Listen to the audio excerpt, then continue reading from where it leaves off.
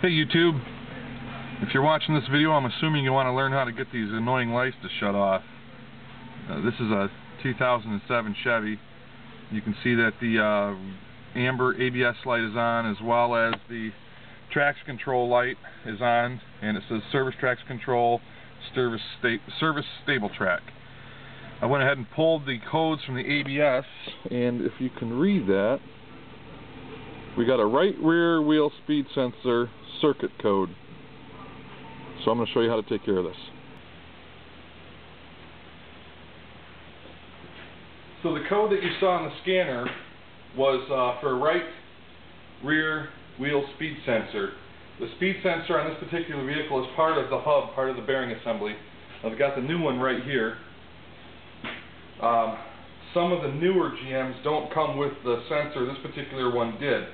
So this is going to take care of our problem right here. So I'm going to go ahead and get the brakes off here and get started on this. There's 4 bolts, as you can see right here. They're kind of tough to get through. They come through the back side. It's easiest if the car is up in the air. I'm going to get those out and we'll get this thing changed out.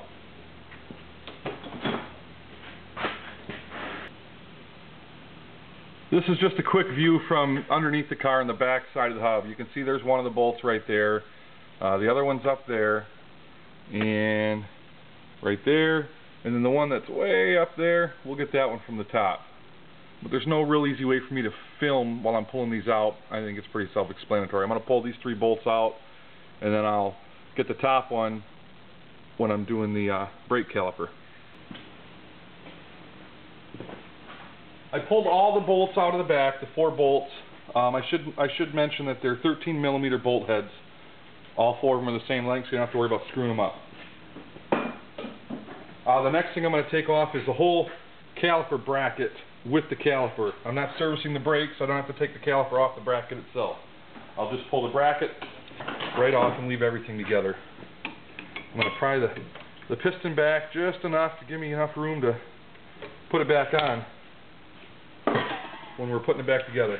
The 2 retaining bolts for the brake caliper bracket are both 15mm.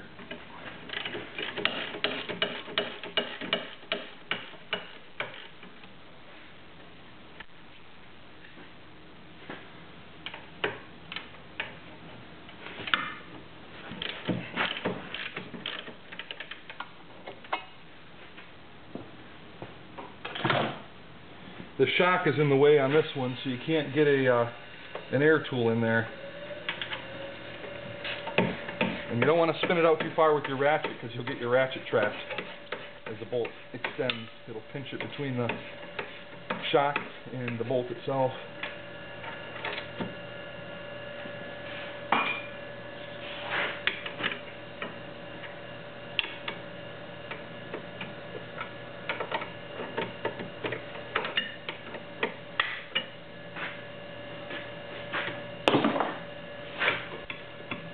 There's only 2 bolts that hold the caliper bracket onto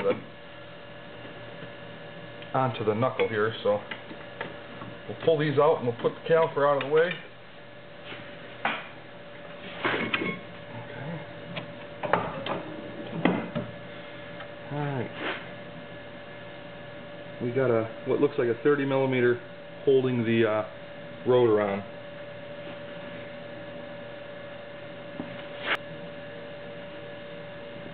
There is a T30 torque screw that holds the rotor on to the hub assembly, so we'll go ahead and get that out of there.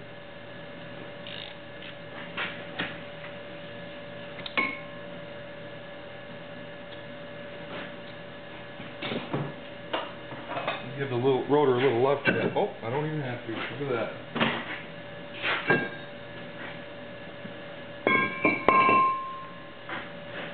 that. Okay. Now, if you watch any of my other videos, you'll know that I like to leave the nut tight on the axle until I get the bearing separated from the knuckle. And that's a 36. It looks like a 35 might fit on there. 36mm nut right there. These ones are kind of a pain to separate sometimes. Boy, these brakes have seen better days.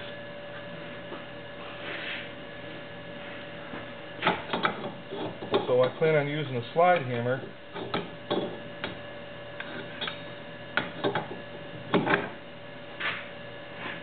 pull this off of there. I'm going to have to take it out of there. It's not going to work. Well, I can't leave the nut on because it doesn't give me enough. Well, maybe it will. Let's see here. The end of my slide hammer's sticking through. I like to stick it through as far as I can because the threads are kind of loose. But I'm not getting enough thread on the lugs. Yeah, that'll probably work to get the lug nut started. Let me go grab a couple more. I noticed that the car has mismatched lug nuts. Some of them are skinnier.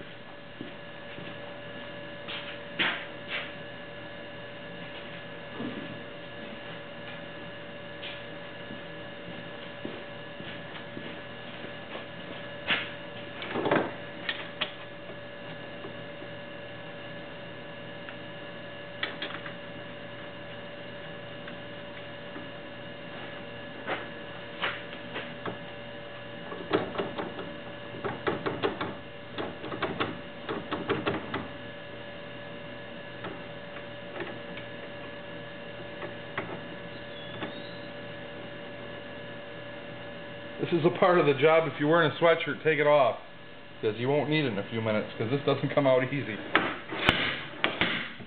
I say that, and it comes out in 2 hits.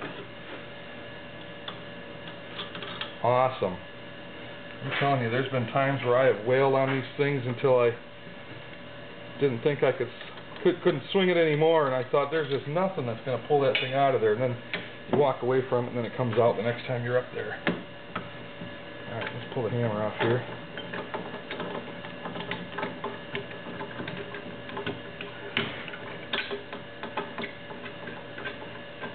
There are other ways of getting this out if you don't have a slide hammer. Before I used my slide hammer, I used to just wail on them right here with a big hammer, about like a 4-pound mini sledgehammer, and just work your way all the way around. It's a workout, but it will get the job done. But if you got a slide hammer, it sure makes it nice to just pop these out of there. You also notice I had to grind a little bit on this from a previous job because this doesn't seem to fit these smaller platforms very well.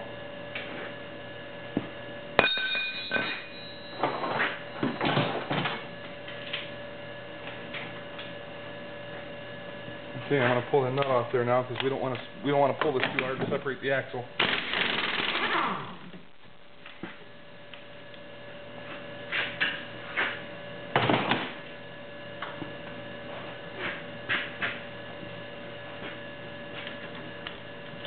My axle seems like it's seized in the hub, so I'm going to give it a little love tap here.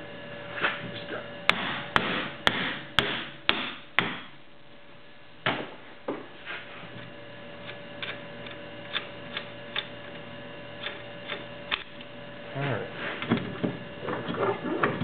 Okay, that's separated. Now,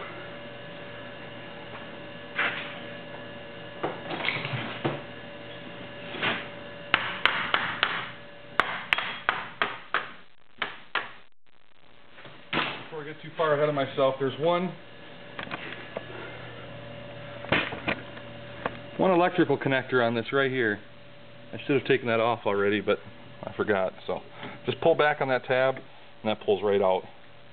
Make sure that the rubber weather seal is on the new one when you plug it in. That keeps moisture from getting in there and messing with everything.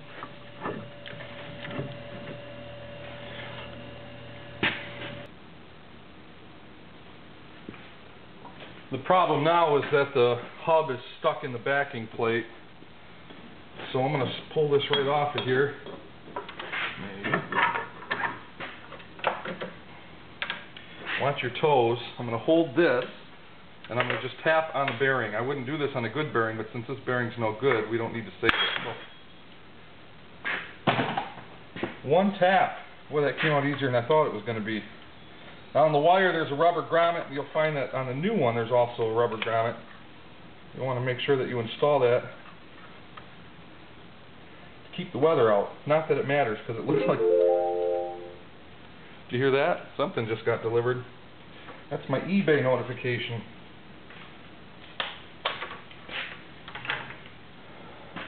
And here's our old hub bearing. The bearing itself is good, but it's the sensor inside That's bad. That's causing all the ABS issues. So.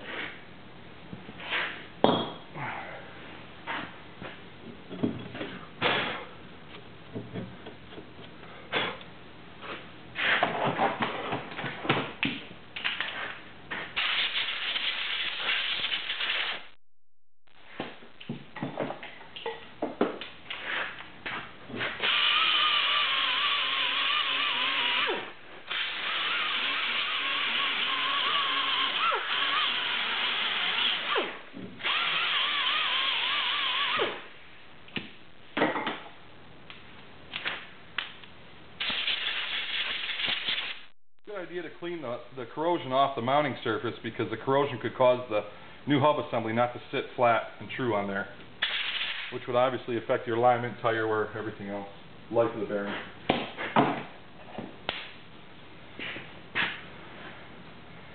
I love anti-seize. I love it the next time I work on this thing 3 years from now. I don't love it now, but I'll love it eventually.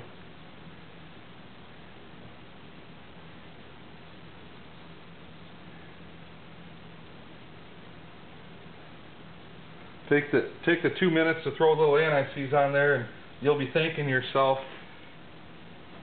3 or 4 years down the road when this fails and it's just out of its warranty and you got to replace it again.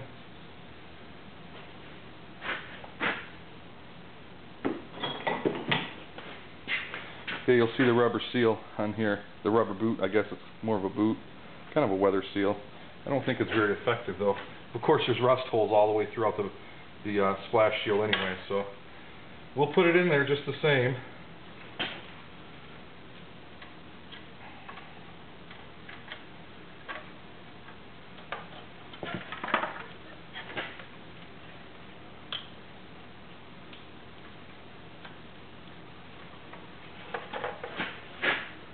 Pull that rubber into place.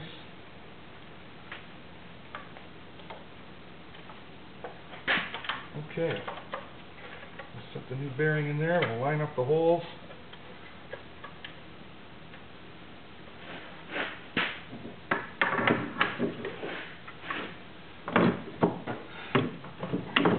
The holes were lined up. Okay,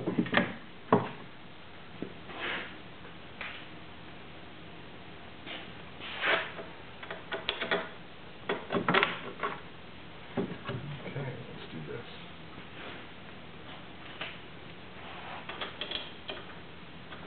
Start a couple of these bolts, feed them through the holes in the backing plate, and then we'll turn the hub until they line up.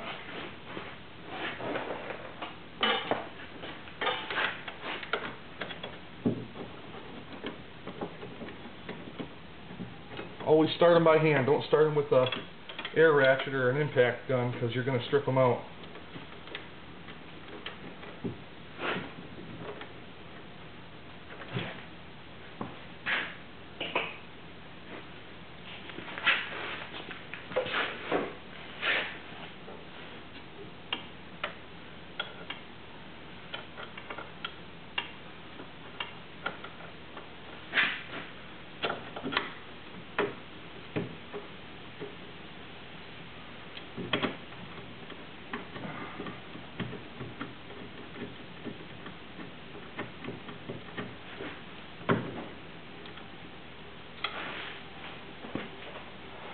Okay, I'm going to stop the camera because I'm going to lift the car up and I'm going to run all those back ones, all those 4 bolts down tight, and I'll pick back up when I'm putting the brakes and everything back on.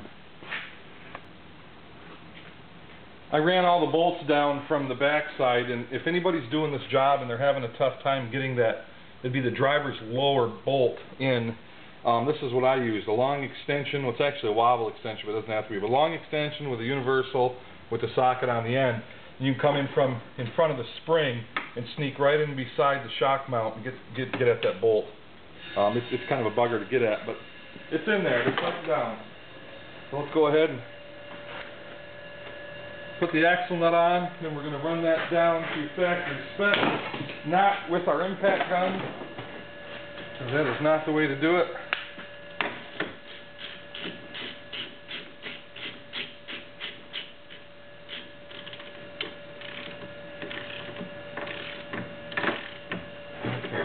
pry bar here.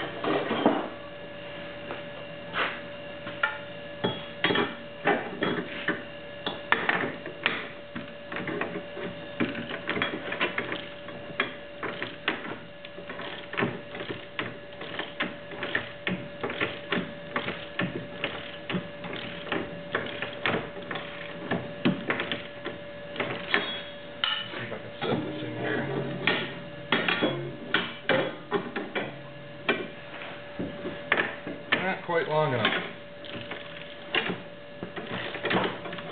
Okay.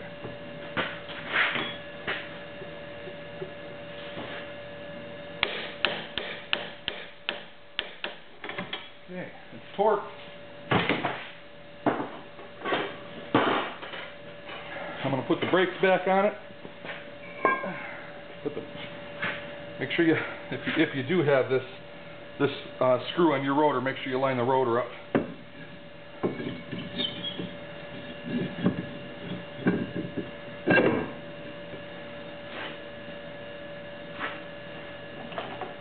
A lot of times once somebody's done the brakes once or twice, they tend to omit that screw.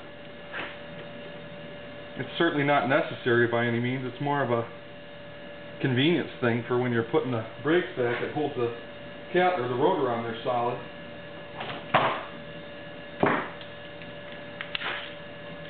Some of the aftermarket rotors don't even come with the holes in them for this screw, so if you ever do brakes and your new rotor doesn't have the screw hole in it, don't worry about it. You don't need it.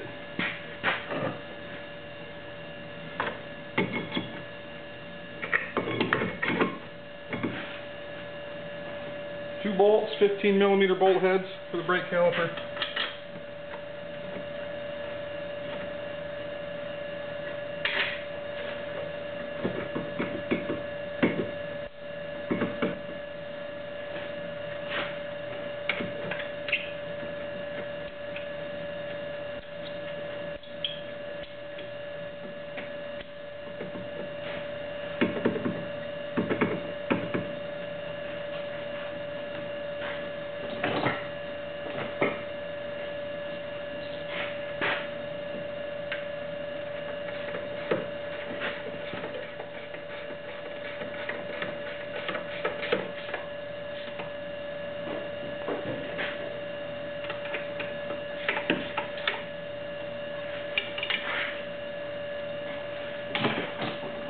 I like to just snug them up with my ratcheting wrenches and then put a regular wrench or socket on here to tighten them up, because those ratcheting wrenches aren't really made for running things home.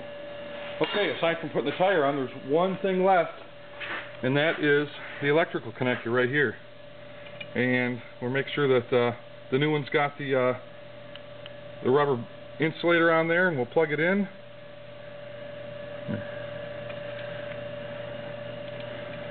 I said we'll plug it in. There we go. And that is it. And I'm going to put the tire back on.